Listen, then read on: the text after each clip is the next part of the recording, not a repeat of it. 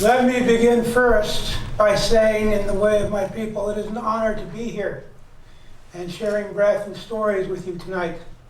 There's so much information that I'm going to try to compress within an hour without medications. So please bear with me. Some of this stuff will sound very fresh. Some of the information I'll give to you, you'll be hearing for the first time.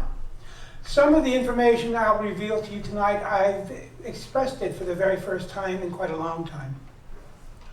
It's an honor to be in the land of the Wampanoags, and Narragansett, and the Nipmuc. So let me say thank you, Pinamiami, for allowing me to be in your homeland, your territory. I also want to thank the staff here for allowing me to come, and also for Paja for allowing me to be a part of this great event. One of the things I wanted to do tonight was talk about Native theater, which is kind of ironic because it's an anomaly. It really is an anomaly. People didn't realize that Native people would do such horrible things like learn to write and write in English, or learn to act, and not act as an Indian, but act in Shakespeare, or act in David Mamet, or act in Tennessee Williams. These were things that were unthinkable. Why? Because I did these things. I was that anomaly. I wrote my first play when I was in 6th grade. I hated school. Could not stand school. I was on a reservation school. I was actually picked up by a truant officer in 2nd grade and brought back to school because I had skipped school with my cousin. School, I thought I had failed school because there was nothing for me, but then I realized there was nothing in school for me. That became evident when I was in junior high school. And our history professor, our Montana history professor said, and it was in 1883, the Assiniboines were extinct. And I went, wait, what? We're right here. I'm right here. But it was amazing that, again, our history was being told in a reality that wasn't true. So what I'm going to be doing tonight is, again, this whole issue of duality. This issue of duality. American history versus Native reality. Just like in theater. In theater, there are these images that you have of Native people, whether it be Peter Pan, Tiger Lily and Peter Pan, Arthur Kopetz, Indians. And then you have the actual Native voice. Now, as a playwright, I am more interested in that reality of the Native voice because that's where I come from. It's amazing to me that I still, to this day, will get people sending me their scripts saying, I'm not a Native, but I wrote this play about Indians. Could you please read it?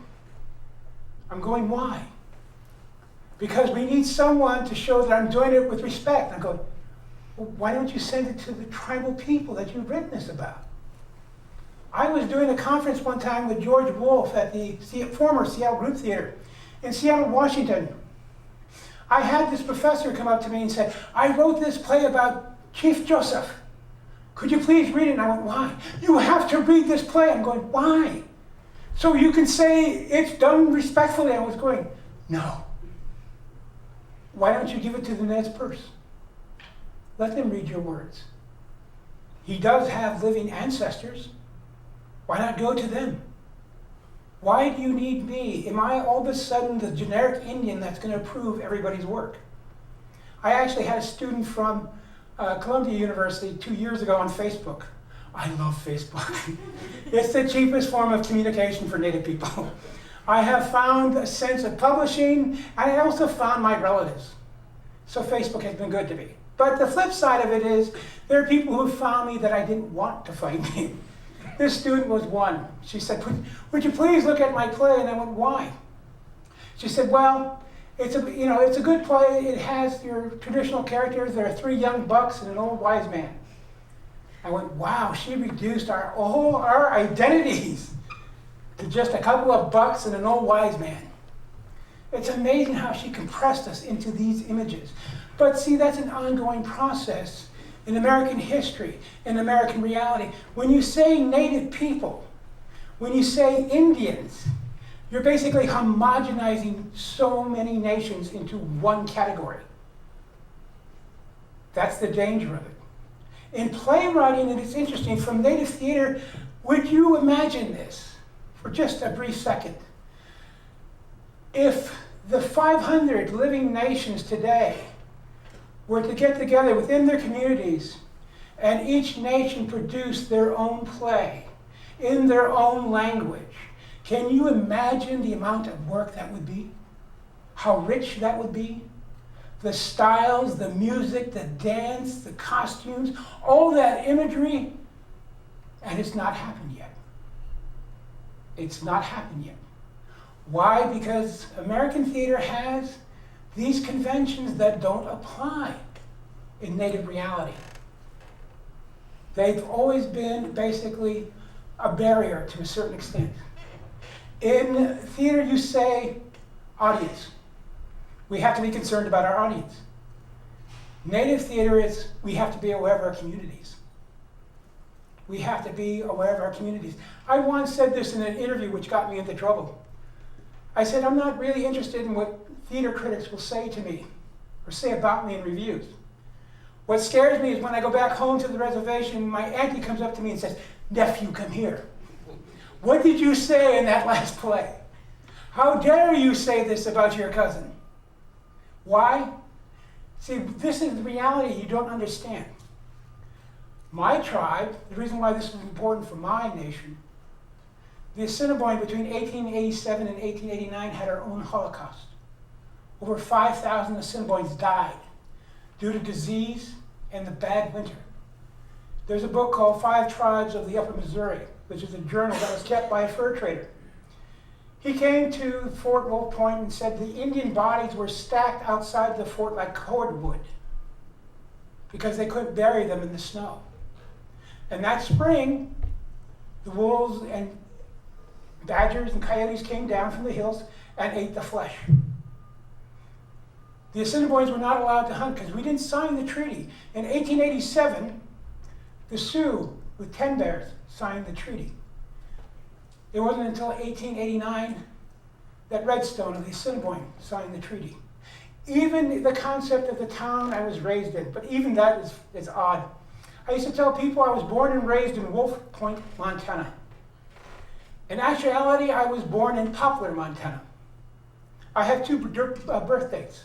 One is February 3rd, 1960. The other one is February 4th, 1960. I asked my father one day, I said, why is that? He said, you got to remember, he said, this is when you were born in 1960. The local hospital here wouldn't admit Indians. I had to drive you all the way to Poplar with your mother so she can give birth to you at the agency. And you recorded on February 3rd by the agency, but February 4th is where you're recorded in the county courthouse. A duality. I grew up in Wolf Point, Montana. I used to say, oh, that's a great town, Wolf Point, Montana. What a great name for a city. The Montana Historical Society posted this historical marker saying the way the city of Wolf Point received its name is because when the steamboats came up the Missouri River, they would come to this point of the river. And there were all these pelts, wolves, coyotes.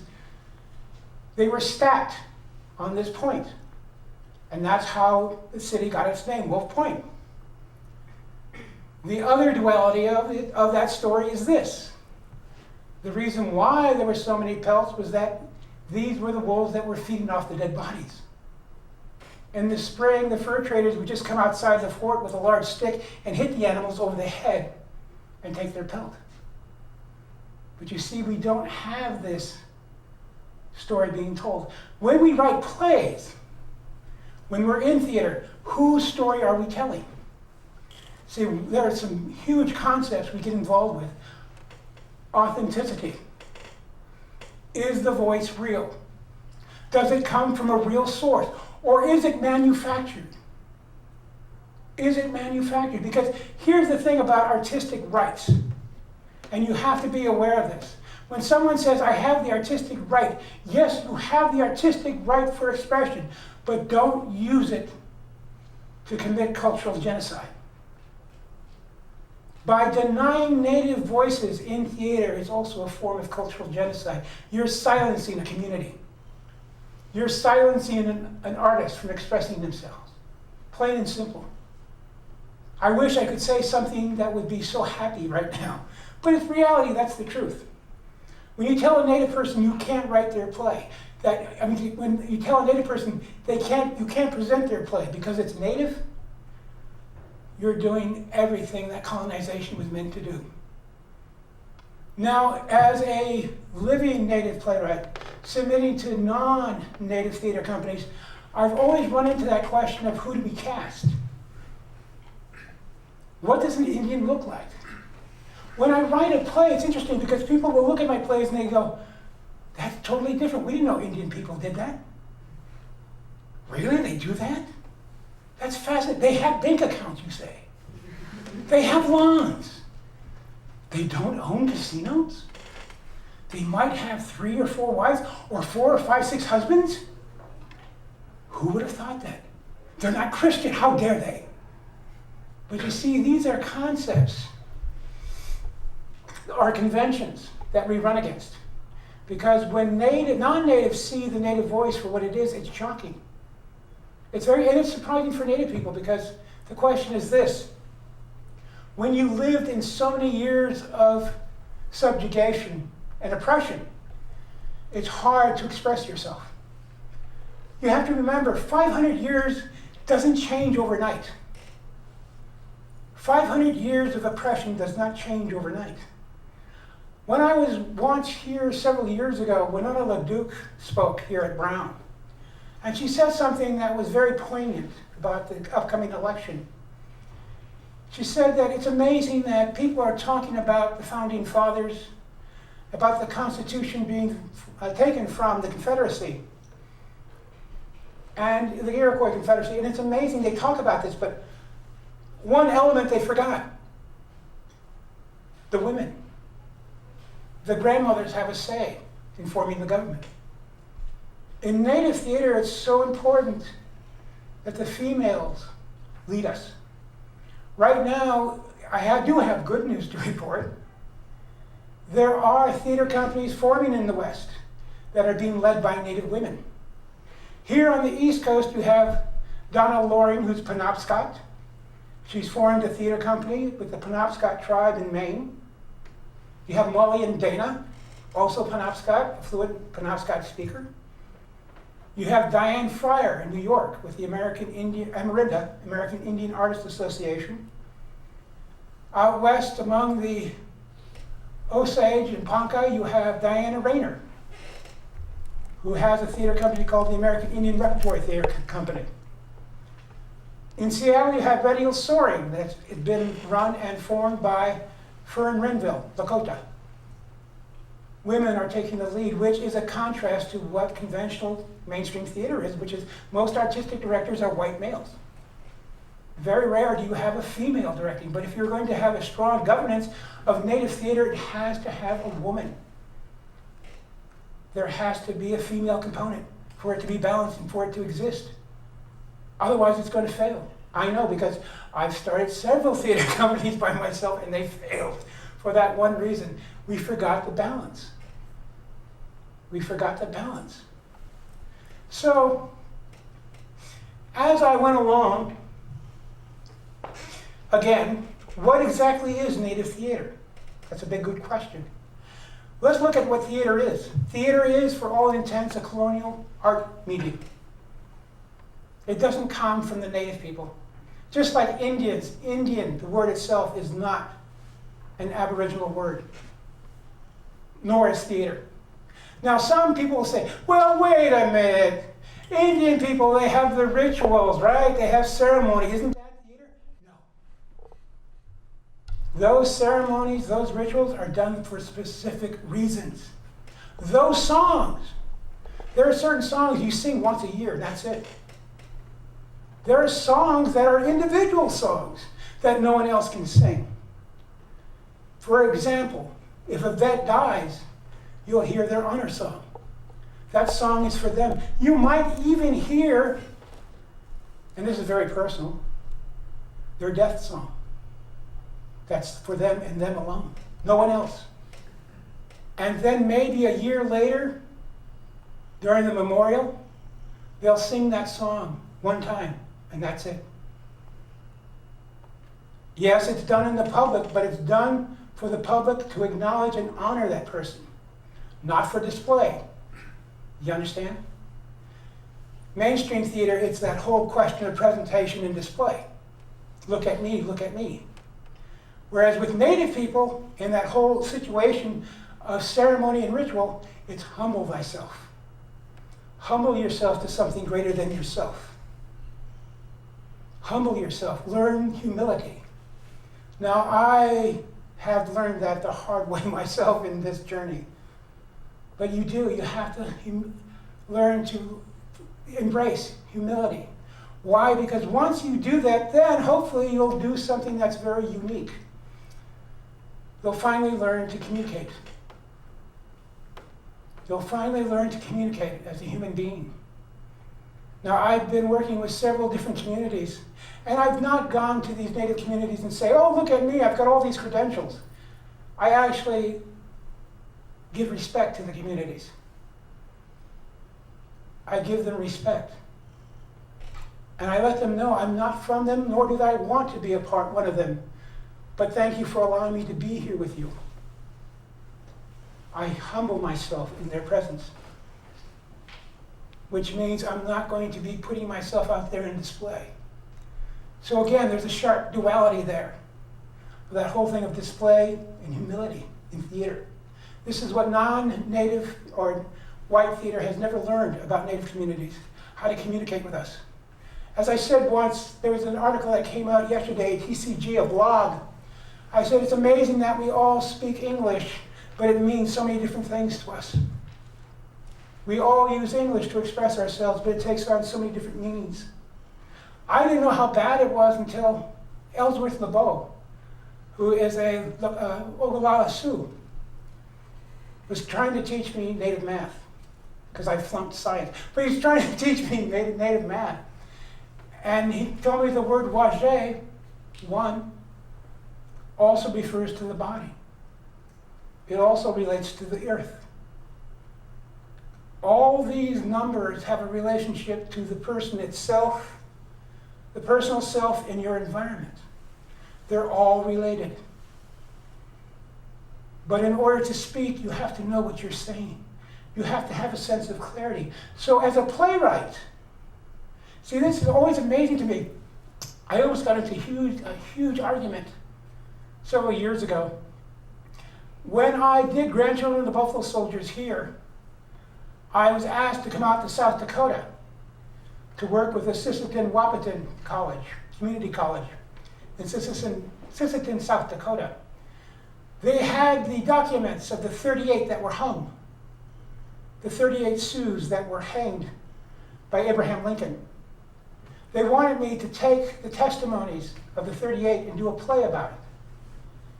And I felt so ill at ease. Why? Because this was not my story to tell. What I wanted to do, and eventually the way I basically skirt this issue, I find tribal members and I teach them how to write a play so they can do it themselves. That's how I work. I don't come in there and say, yes, I'll write your play for you, that's no problem. But at the same time, I would prefer to find tribal members who are interested in learning this art form, teaching them the conventions, the means, the tools to do it so they can express it for themselves. There's a big difference, isn't there? I remember when I first, out of the tribe commission, came from Berkeley Rep. This was back in the 80s, when my career was just starting. They sent me a copy of the Jumping Mouse story from Seven Arrows. They said, would you like to do this as a play? And I read it, and it was a Crow story. It was from the Crow Nation. Ironically, this is historically an enemy of my nation. It's like, yeah, I want to write their story, sure. But it was amazing. They wanted me to do this telling of this story in play form. And wouldn't you know it, I took responsibility. I did the wrong thing.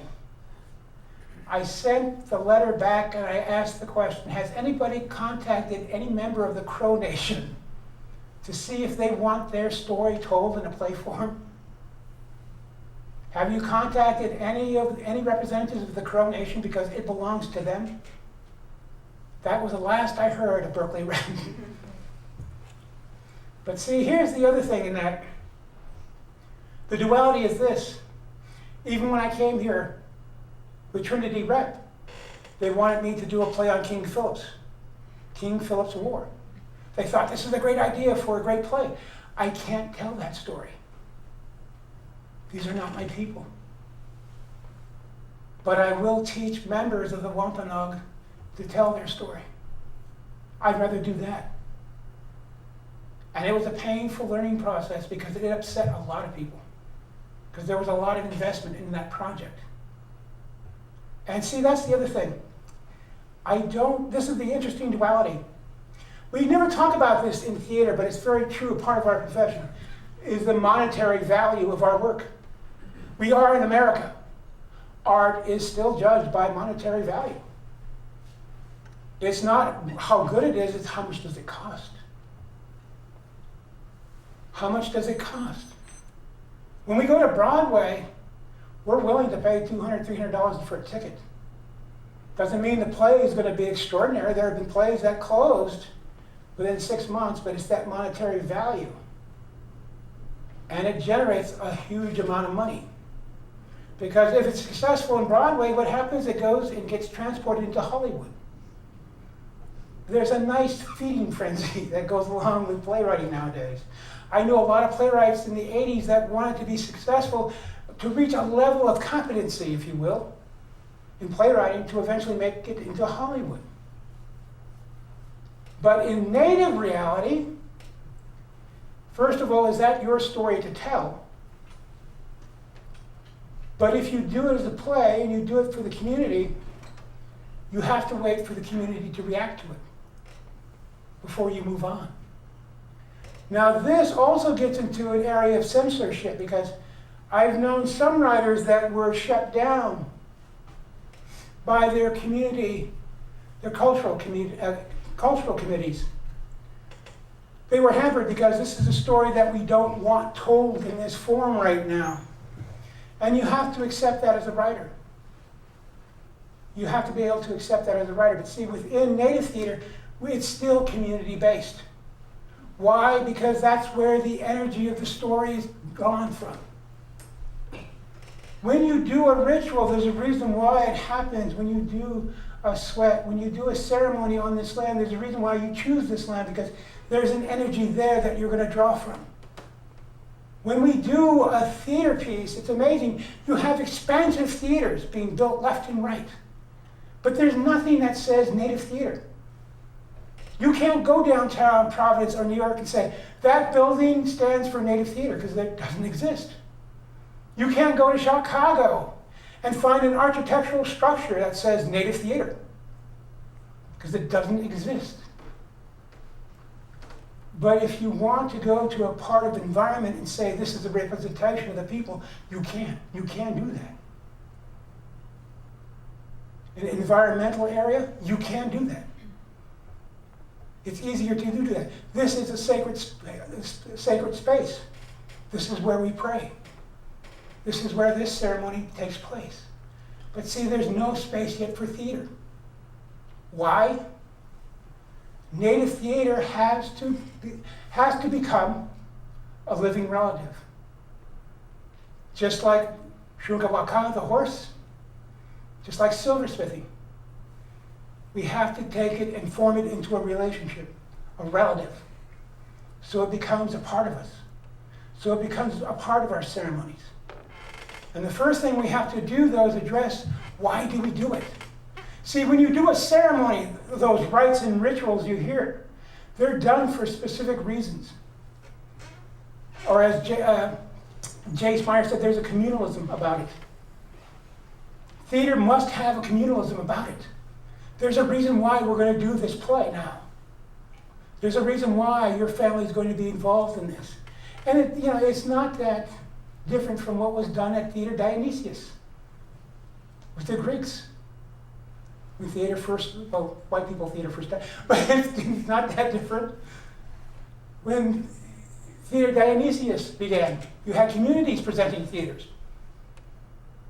Native people are the same way. Are we going to take that same approach in doing theater? So the option now how do we embrace theater? What does it mean to us? Is this a means for expressing ourselves? Is it a means to attack? I have a very personal reference point for theater. My great-grandfather was White Snow. He was one of the advisors of Chief Redstone, who signed the treaty.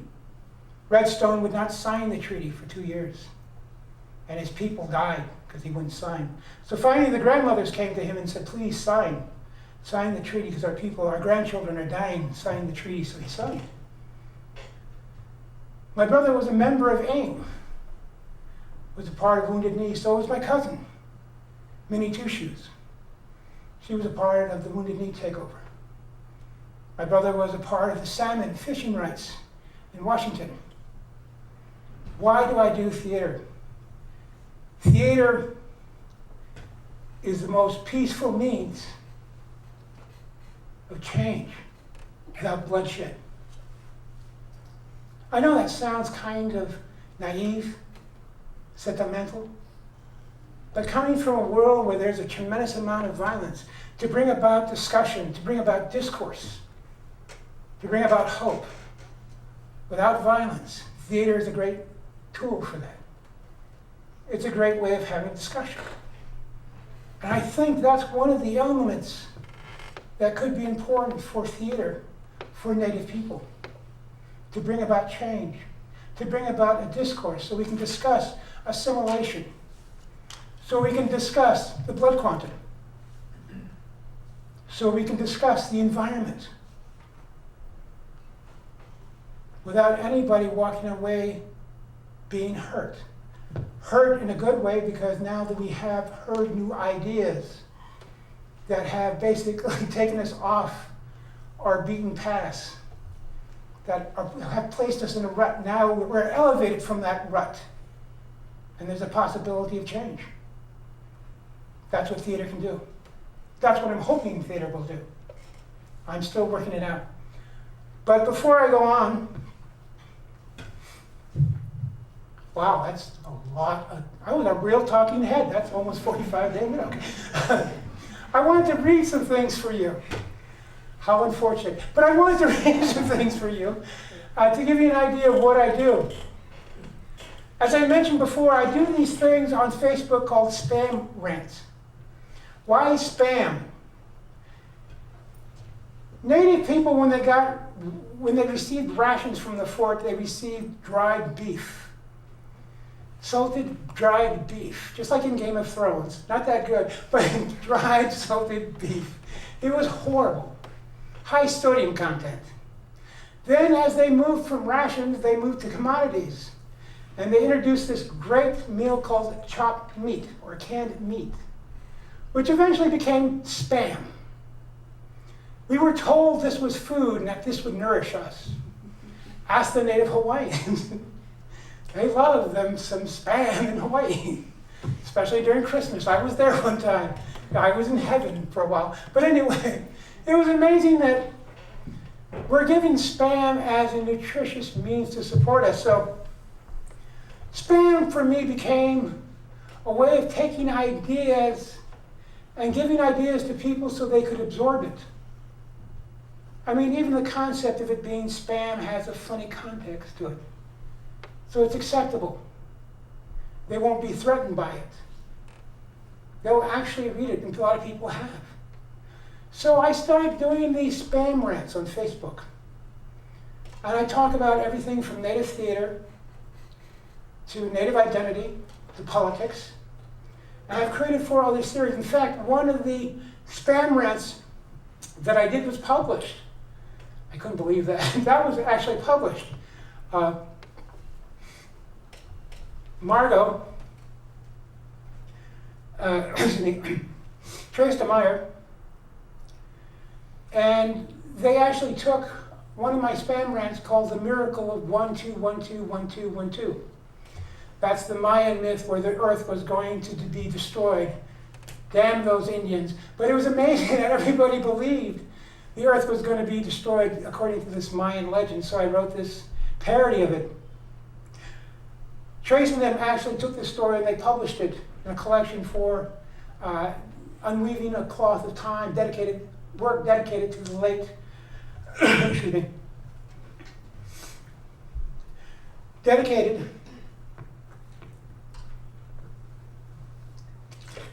excuse me.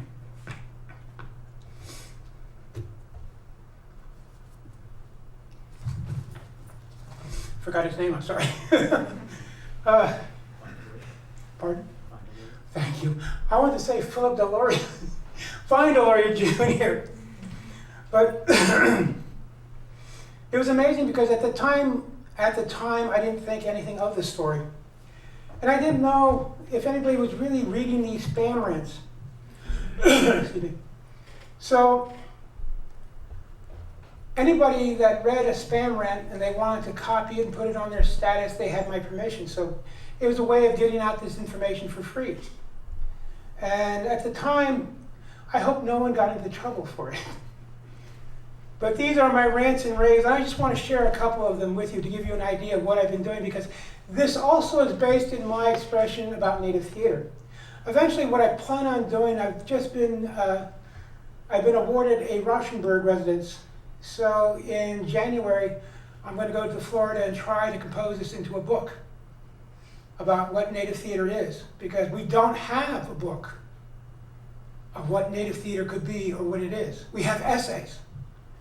There are several books of essays about what Native theater is, but there's no actual book that contains concepts and theories of how to do theater and how to do Native theater. But here's the other thing about publishing. At one time, I had the distinction, I had this book and this book. Grandchildren of the Buffalo Soldiers and other untold stories is a collection of full-length plays. Where the Pavement Ends, the first book I held up, is a collection of one-act plays. These are the only two collections of plays by a single Native playwright in this country. One is from the University of Oklahoma, the other one's from UCLA, and this is running until about 2012, 2013 now. I'm the only playwright, Native playwright, to have two collections entirely based on my work in this country. Now, that's really sad. But see, we have no book talking about theater theory for Native people. But we do have spam rants. So let me get to these. This first one, actually they wanted to use it as a hip hop song, and I still don't know how they're going to do that. Let me clarify this for you folks. My history, the history of my family, my people, my tribe, my nations, is our history. It has been denied, strayed, hidden, stolen, and buried, but the truth of it has come out. It will always come out. I don't mean to hurt you, anger you, or to get you unsettled, but your reality is not my reality. My people are what the dictionaries call indigenous. But an easier translation would just simply be people. In other words, we were and are here. We are the backbone of this nation. No, we don't want to learn your racism, hate, and fears of other people or other cultures, races, languages, religions, or thoughts. Go and find a pet to defend your anger. You can always get a pet to contradict my words, but not my thoughts, my heart, or my breath, because they are kept by the people. My history, our history, the people's history is very real. It is so sad you are not part of it, or you don't want to be part of it, good or bad. It is here and it is now, because breath brings it alive whenever I speak it or give it breath.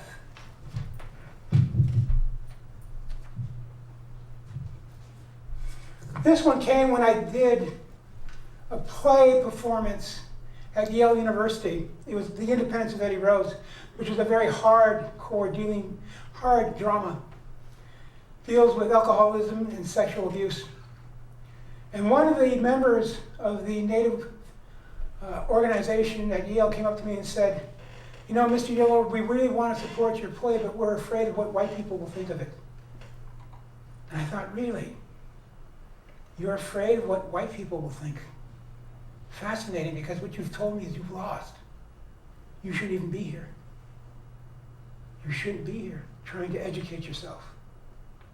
If you're going to be a pet, then be a pet. You don't need a degree to be a pet. If you're going to live in fear, live in fear. So I wrote this. I don't know if you have ever been told this phrase, but I have, and I understand it. What will white people think of us? If you are fearful of what white people will think of your work, don't write. You are lost, defeated. Go home and find someone to pray with you, to build you back up, to be strong. The reality is this. When it comes to American history, native tribal realities are shamefully ignored or left out. When it comes to the life you lived and left, there is a possibility a mainstream audience will not have an inkling or understanding of what type of life, the tone, the mood, the textures, nothing. It isn't your job as a playwright to explain it. It is your job to share it and show it. Never apologize for living a life, but enjoy it and celebrate it, no matter how hard it is or was or is becoming. After years of working in theater, one reality that is constant is the lack of awareness of mainstream theater has in regards to native tribal stories, themes, characters, artists, and as painful as it is, communities in their own towns, cities, counties, state, or country. It is your job to educate, and educate yourself to appreciate those around you who supported you and who give you life. What will white people think of us? This is a new title of a new play because from my experience, I have discovered nothing. Only if we have a resource that is profitable will we have interest. So don't be afraid of telling your reality and all the truths that go with it. Native tribal realities are rich with information and often collide with American history. Your voice is native tribal playwriting, and because your voice is now being spoken, no one can give the absolute authority to American Western literature ever again.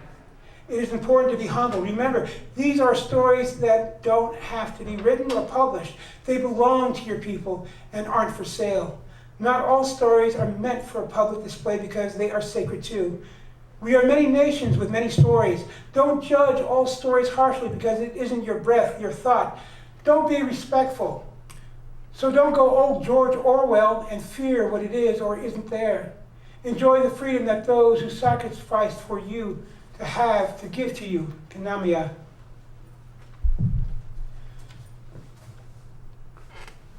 In closing, because I will do a question and answer period, I want to read one of my first plays, a scene from one of my first plays, Sneaky. It was interesting. We did this as I was a student at the University of Montana during the Kiayo conference. Kiayo means bear in Blackfeet.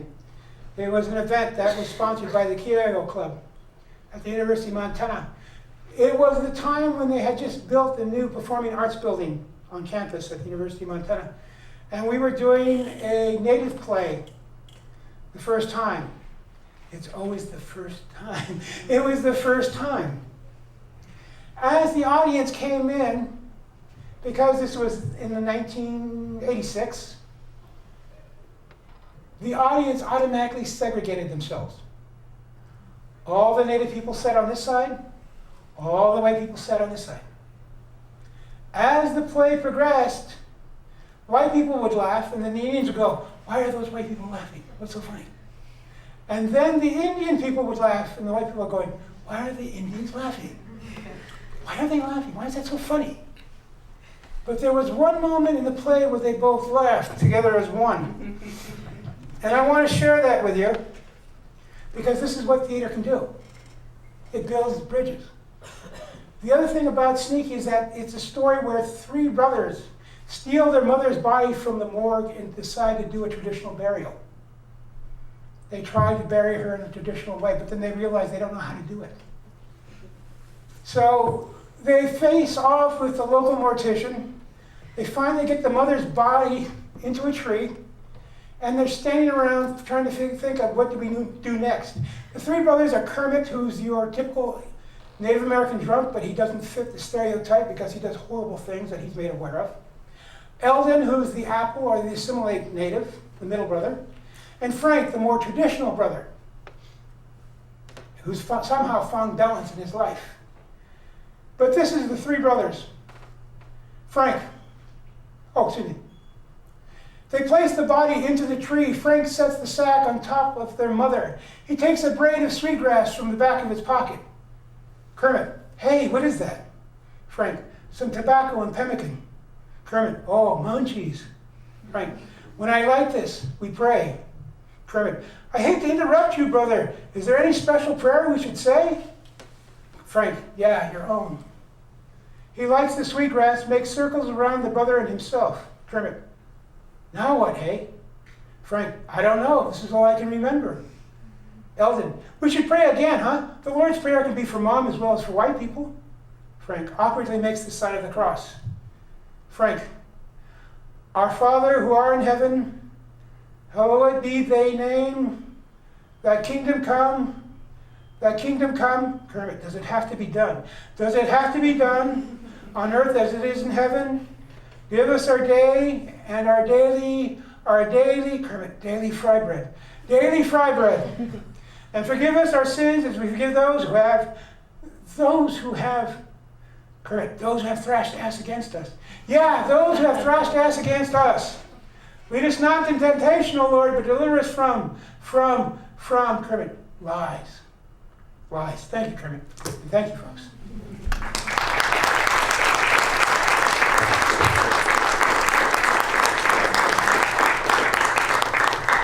You want to go into the... Yes? Yeah. Could you tell me, since you seem to be more genuine Indian, do you know, like say Charlestown or Narragansett or Jamestown, there's some people that are really Indian, but they'll say they're Portuguese or they'll say there's some other, something else.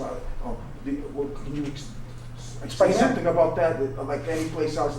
In other words, they could be Indian or they'll say they don't want to admit they're Indian. They'll say they're Portuguese or Portuguese American or some other a national thing or something. You explain that? Well, there's denying of native blood goes back historically because if you were born of native blood, you were considered less than human.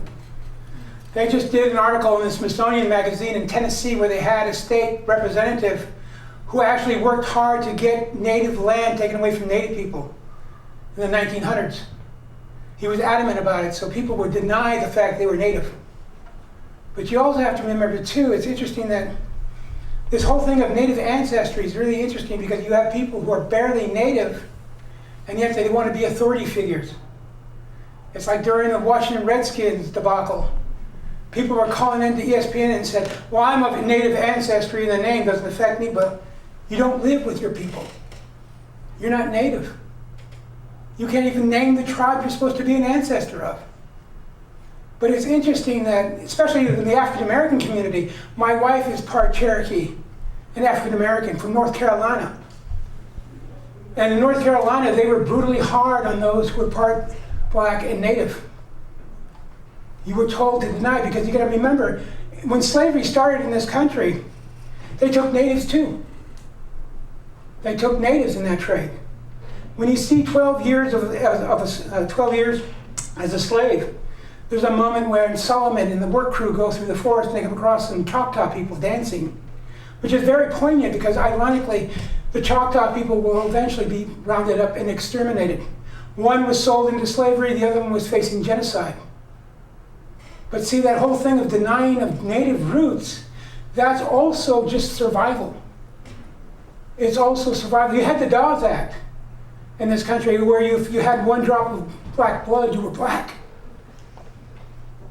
You didn't have those rights as a white person. But see, you got to remember this country has historically a legacy of racism and institutional racism that's embedded, that sometimes we're not aware of it. So even in today's expression, I had a student at the University of Maine when we did Grandchildren of the Buffalo Soldiers. She found out she was part Cherokee, but couldn't get her father and mother to admit as to what grandmother the blood came from, because they still held that belief that if you reveal this will make you less. People will look down upon you. And it's amazing to be back here in Brown because I'm walking freely in Brown. University of Maine, the very first year I taught, I went across campus and the security stopped me and said, "What are you doing here?" I said, "I'm faculty." "Yeah, right, you're an Indian." I said, "Yes, I'm faculty." I actually had to take out my card and show him.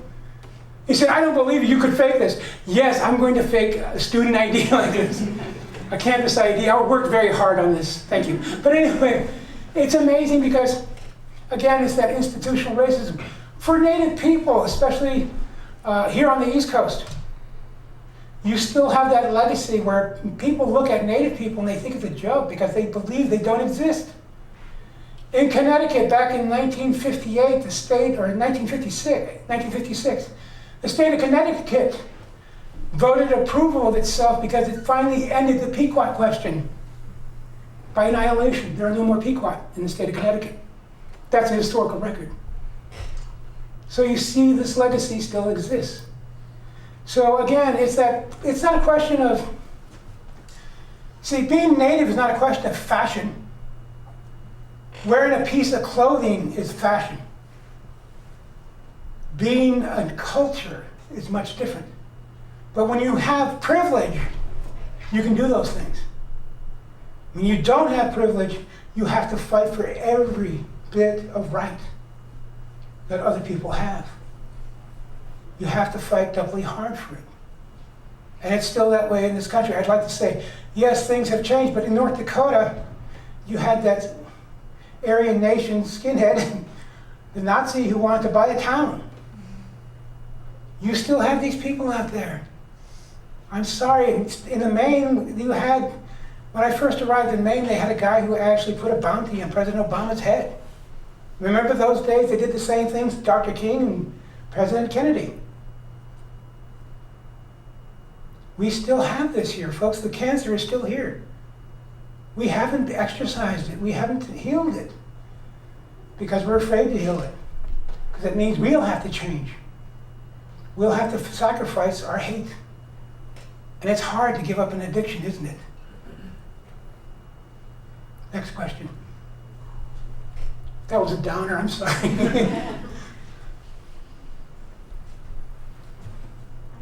Yes. I was just, when you were talking about the stories that you felt that you couldn't tell, I was wondering if you've ever, or what your thoughts are on collaborating with, if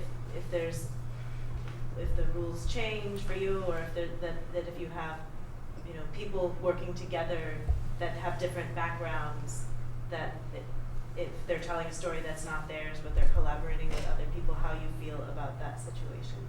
Well, I'm a big supporter. The question is regarding collaborations.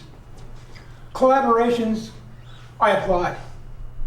Especially when a mainstream theater wants to work with a Native community, I applaud the effort. But collaboration only works is when you have a keen sense of communication.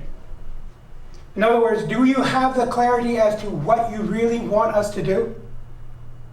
What do you really want to do with this play? You have the clarity to tell me, once we started, begin it, this is how it's going to end, and this is what's going to happen afterwards. Because sometimes, this happens quite a bit with Native music.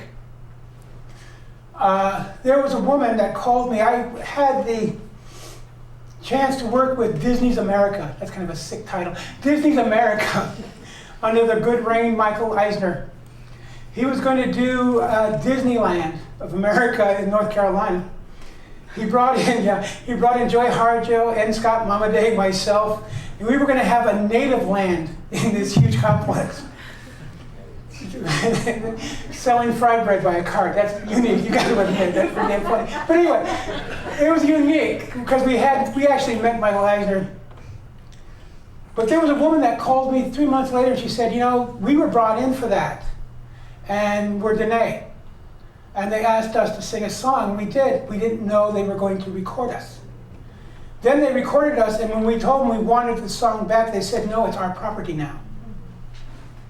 See, and that was hard because then we had to contact our contacts at Disney, and they finally gave them back the song, which is really unique for Disney. Because that, the mouse in Los Angeles is horrible. I still, when you come into the place at Disney Engineering, they have you sign a 4-page letter of confidentiality telling us that you can't talk about anything that you see here. And anything you come up with in that room is their property. I met the leaders of Pixar at the time too. But it's amazing that, see, within collaborations, again, why are we doing this play? Because here's the other thing. This is what New Agers don't understand. When we do a sweat, when we do the ceremony of the sweat, we're doing it for a specific reason. We're doing this ceremony for a very specific reason.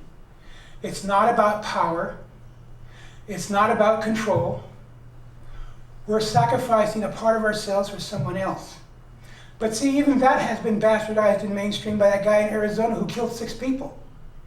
He was doing corporate power sweats. He was charging $10,000 for a position in the sweat, and he killed 6 people. The complete opposite of what a sweat is. If anybody comes up to you and says, I'll do a sweat for you, it'll only cost $1,000, run. Run the other way. But again, see, it's been very exploitive. And that's the key issue here. Within Native theater, you walk a thin line between expression and exploitation. When I did Grandchildren of the Buffalo Soldiers with Penumbra Theater, which is one of the oldest African American theater companies in the United States, and Trinity Red, one of the accusations that came at me was that I was exposing a bad image of Native people. And the way I had to turn that around was say, by this expression, which is, I'm exposing our hatred. I'm exposing our hatred that we have for African Americans. And the Native people who are part African American, we still have that hatred. We were taught that sense of racism, and we still linger with it, and it has to be addressed. Even the late Wilma Mankiller with the Cherokee wanted to address that issue as well, the free men. And unfortunately, she never had a chance to do it. But see, within collaborations, you have to have a sense of clarity. What do you want? What do you want us to do? Because I've had companies bring in actors and say, well, dance. It's like, well, what kind of dance? Contest, traditional, what kind of dance do you want us? Chicken dance, what do you want us to do and why? Why do you want us to do this dance? I've had storytellers say, well, tell us that story of Inktomi. It's like, no, because we don't tell that story. For even actors, I worked with a company of Dene actors doing Sneaky. And because we have a dead body on stage, they were freaked out about having a dead body on stage. They didn't even want to go near it, even though it was stuff, because it was against their ways. But we had to find a way of respecting that. Even the idea, one thing that's big now in New Age approach are smudges. Let's all burn sweetgrass and be happy. Let's all use cedar and sage and heal the world. But it doesn't really go that way. These are sacred elements. These are sacred religious elements. Well, not religious, sacred, because religion implies that there's an institution, and we don't have an institution for our religion. Our religions are very free. We don't believe that man has dominion over animals like Christianity. That's the reason why they hated us when they first came. But it's amazing, our religions, our spirituality doesn't have a lot of conventions. It's up to that in personal approach. So when you do a collaboration, and I push for collaborations, but also have that understanding again, how do you see this? And this is really important because in dealing with other Native tribes, I've had Native actors come up to me from different tribes and say, Bill, how do you say this? What you want me to do, how would I say this? How do I say this? When I say this line, what am I really saying? Because that's totally against our concept of life. So even here's a simpler one. In mainstream, we say, I'm going to pray for you. You know, I don't have a prayer, dialogue prayer. Among Native communities, when someone comes up to you and says, I'll say a prayer for you, that's the greatest honor you can have. It means they're going to go to a ceremony, maybe even sacrifice their flesh for you. sacrificed their blood for you.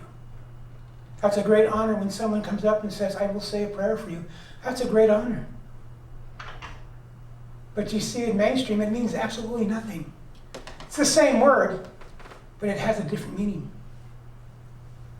So in collaboration, here's the other thing too. What do you expect to give?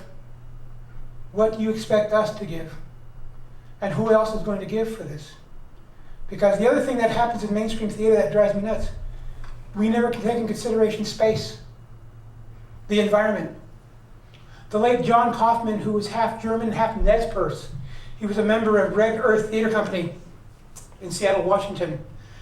He also became, I think, an associate artistic director of Empty Space in Seattle, Washington, and also the Honolulu Theater for Youth. He was our artistic director, and unfortunately, we lost John in 1992 due to AIDS.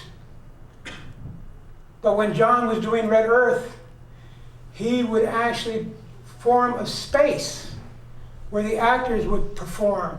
The neutrality space of being off stage, he would do this and smudge these areas. And the company was responsible of how they would interact, and how they would interact with the audience. And the audience would understand that this is the space. And when you sat here, this is what's going to be expected. But we never do that in theater. We never do that in mainstream theater. Unfortunately, it's like you would never go into a native ceremony with your cell phone on. But again, there's a difference of interpretation. Because I've heard non-natives come to native people and say, we're going to do this ritual. And it's like, well, what's the purpose of this ritual? What's the meaning of this ritual? See, that's a big one. What is the meaning of this ritual? Does it have a meaning? Or is it just, for simple sake, foolishness? And if you want foolishness, then go home. But what do you want? What is the meaning of this? Other questions? Yes? What are one of the biggest contradictions in or about native reality that you've seen make it into the mainstream theater? What is one of the biggest misconceptions? Yeah, about native reality. Ooh, that's a real good question. What is one of the biggest misconceptions that has made it into mainstream reality and remains the same? I think the biggest one that still has to be addressed, that Native people are human. There's a belief that we are not human. We are overly romanticized, feared, hate. The whole Washington Redskins debacle. Redskins in itself is such a racist term, but it's a corporate image that makes millions of dollars. I've posted on different native websites about the whole Redskin issue. It's that it's going to be hard for these white owners to dump this image because it makes millions of dollars. It's not a more question of morality, it's a question of money. But see, growing up in Montana, I used to hear this up until the 1990s. White people would say, yeah, that might be so, but our Indians would never do that. Our Indians would never do that. Our Indians don't do that. Our Indians behave. Our Indians would never protest. Or the other thing is when they tell a racist joke, they'll say, oh, don't worry, it's about an Indian. It's not racist, it's about an Indian. Indians don't mind about it, but see, we become the bearers of this hate, this anger. When I was working one time as a laborer in Omaha, Nebraska, I got trapped. My royalties were denied. It was a huge legal fight. So I wound up working in the basement of the Omaha World Herald newspaper, stacking newspapers for a minimum wage of $6.50 an hour. And it was amazing because the white workers would come up to me and say, you know, Chief, at least you're not like those niggers. And then the African American workers would come up to me, you know, Chief, at least you're not like those damn rednecks. And I was torn between these two walls of hatred. But they both wanted me to bear that hatred and carry it. When there was a fight on the floor, they expected me to solve it. I didn't want to be put in that position. But because I was neutral, they expected me to do these things. I was there basically disposable, indispensable. But see, Native people have never been seen as human beings. That's the reason why when we talk history, you now have heard this whole question of, this whole issue of Native Holocausts. Before what happened in World War II in Germany, there were so many different Holocausts that happened here in this country. But people won't deny it because in order to have a Holocaust, you have to admit human life was taken. By denying it means that these were not humans. They were Indians. They were savages. They were killed because they wouldn't change. I've actually heard this argument before. So that's the biggest misconception is that we are not human. We are still not human. But that's a very good question. Are there any other questions? Don't be afraid. Yes? Are you seeing an increase of Native students who are interested in playwriting, or how are you cultivating that, or how do you see that as a charge that you want to take on? There's a hunger. If there is an interest of other Native students in other communities in playwriting, there's a hunger. What happens now, there's a flip side to this. It always comes in a form of oppression. When you have resources that are made for those who are oppressed, within the oppressed you have these vultures that come out of nowhere and try to control or contain that money. And they have nothing to do with the tribe. It's like the old Indian agent days, where you have people who are supposed to be representatives of natives and they're not. And yet they try to control the money. They become gatekeepers. That's what happens in Native theater.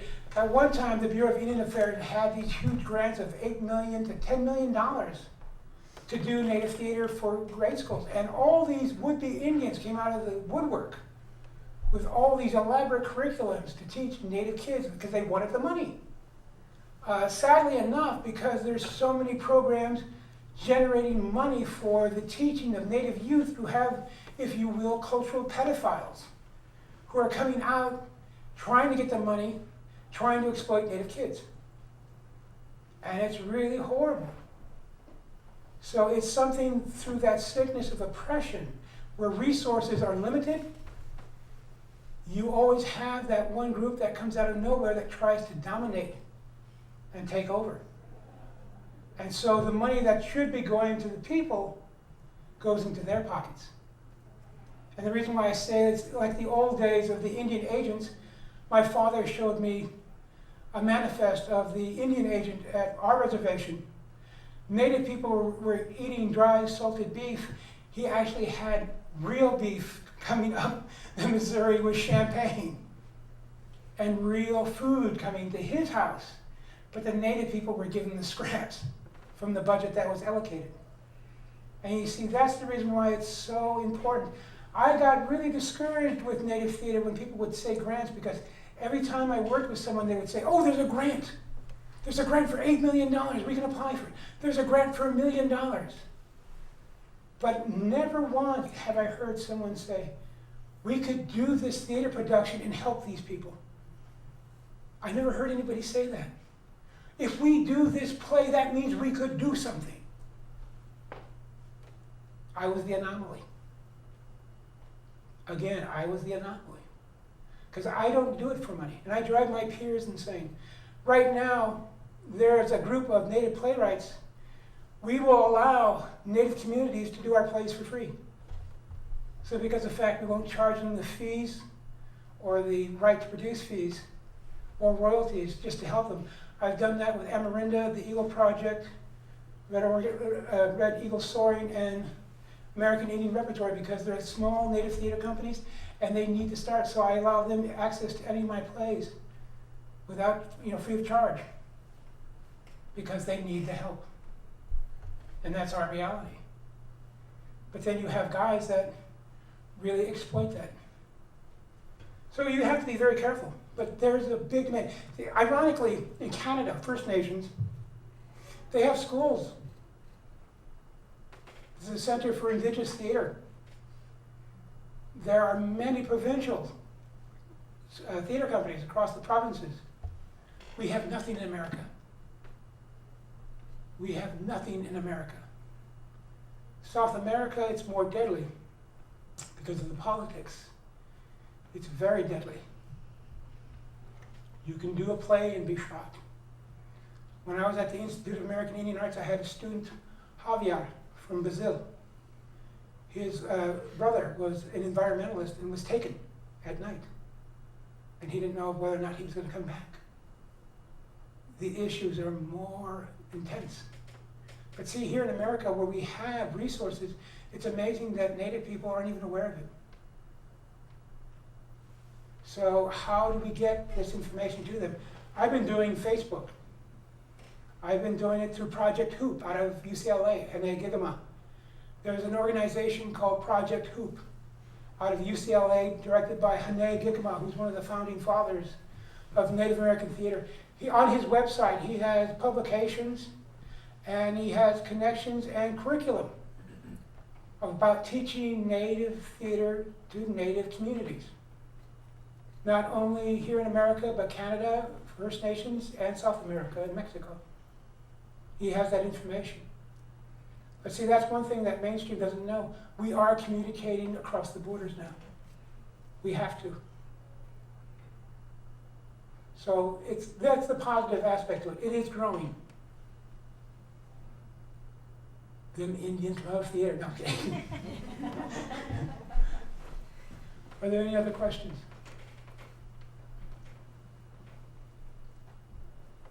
Yeah. How has the advent of digital technologies like film and video that's more able to be used in communities now on a wider scale, has that made it easier or more difficult for Native theater to actually take hold? Mixed bag.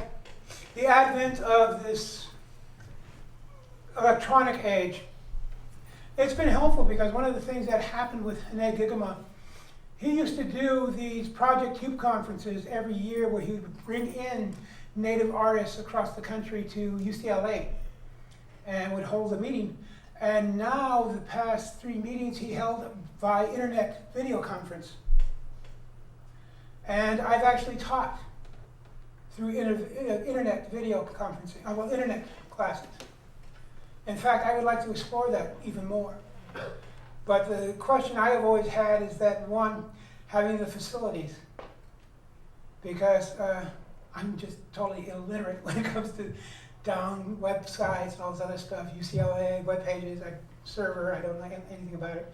But again, it has potential. Right now I've gotten a lot of requests. I have a cousin at Fort Belknap, the Fort Belknap Indian Reservation in Montana. She's always asking me, have you had your work posted on YouTube or Facebook? Can we get copies of it? Can we send this out to our community? See, there's a need for it. I would prefer to come from Native artists, from Native control.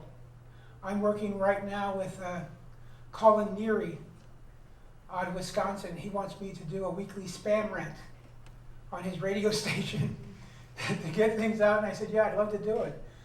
But see, again, it's that whole thing of getting information out there and getting people access to it. The flip side of it is this. Remember President Bill Clinton had that promise to make sure every school in Montana, every school in the nation had access to internet, and he went to the Dene, and one student said, excuse me, Mr. President, it won't work. And he said, why not? She said, I don't have electricity in my house. And it's very true. But again, that whole thing of having access to it, I think there's a real potential there. But at the same time, the flip side of it is this. Commercialization of it is what has to be aware of. You have to be aware of it. Because I had written programs and curriculum in the past to teach Native theater. I helped a student, an MA grad student, write a curriculum to teach Native theater locally in the state of Montana. And this student took the curriculum and eventually started charging reservations in Montana $10,000 for weekly workshops based on my curriculum. Now, had I known you were going to do that, I wouldn't have helped you. But you see, you have to be careful of what you do. And even the idea of uploading these images, who's going to have control of those images? Because the legacy of this is electronic age. There have always been anthropologists, historians coming to the reservations with a microphone and sticking it in front of some elder saying, "Tell me a story." And the elder will tell a very spiritual or historic or cultural significant story. And then the researcher will go, "When I go back to my university, I'll put it on file and they'll have a copy of it." And that's the last they see of it. See, that's part of the problem. I mean, even to this day, I've had lectures recorded and I've never received a copy of it. I had done one at Stone College up here at University of Maine for the grad school. They recorded my lecture and I never received a copy of it or the reading that I did of my play. To this day, I still haven't received it. And they think it's a joke. They still think it's a joke. "Oh, you haven't received your copy yet?" It's like, no, I haven't. And then I've had stuff that has been taped for public access, like Sneaky.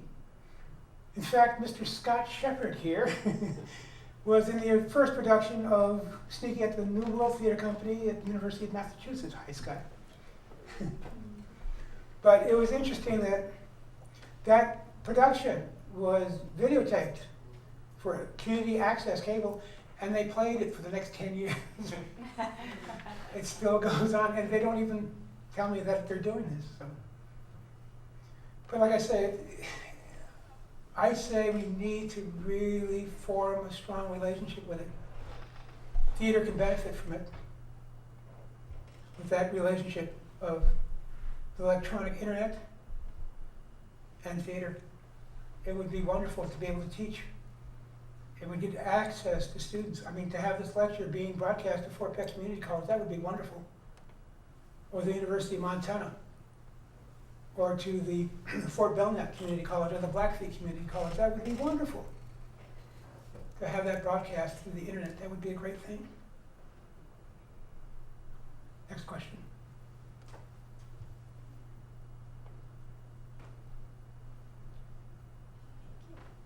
Hope you enjoyed the video. Thank you, Donnie. Thank you. It's been an honor.